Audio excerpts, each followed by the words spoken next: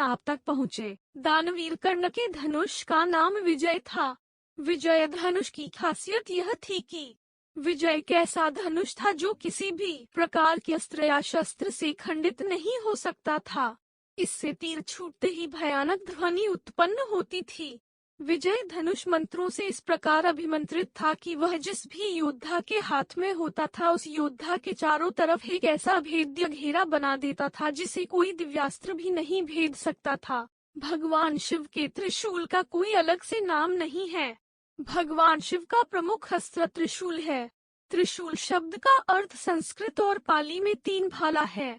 शिव का त्रिशूल पवित्रता एवं शुभ कर्म का प्रतीक है तथा इसमें मनुष्य के अतीत, भविष्य तथा वर्तमान के कष्टों को दूर करने की ताकत होती है। अर्जुन के धनुष का नाम गांडीव था, जो उन्हें अग्निदेव ने खांडववान दहन से पहले दिया था।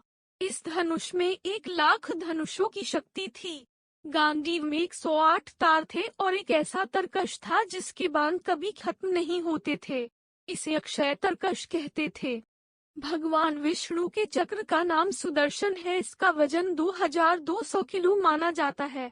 आपको बता दें कि सुदर्शन चक्र एक गोलाकार अस्त्र है जो आकार में लगभग 12-30 सेंटीमीटर व्यास का है। इस चक्र में 2 पंक्तियों में लाखों कीलें विपरीत दिशाओं में चलती हैं जो इसे एक दांतेदार किनारा देती हैं। ऐसा कहा जाता है कि यह अस्त्र ब्रह्मास्त्र से भी कई गुना अधिक शक्तिशाली अस्त्र है। भीष्म पितामह के धनुष का नाम वायव्य था।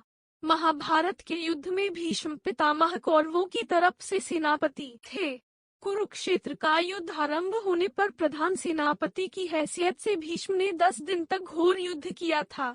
10वें ही दिन इच्छा मृत्यु प्राप्त भीष्म द्वारा पांडवों के विनय पर अपनी मृत्यु का रहस्य बता देते हैं और तब इस नीति की तरह युद्ध में भीष्म के सामने शिखंडी को उतारा जाता है।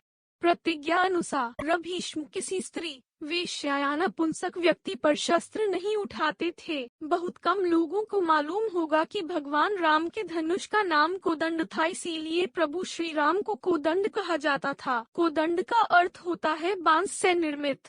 कोदंड एक चमत्कारिक धनुष था जिसे हर कोई धारण नहीं कर सकता था। कोदंड नाम से भिलाई में एक राम मंदिर भी है जिसे कोदंड रामालयम मंदिर कहा जाता है। हनुमान जी की गदा का नाम कौमुदकी है। हनुमान जी का सबसे शक्तिशाली हथियार गदा माना जाता है।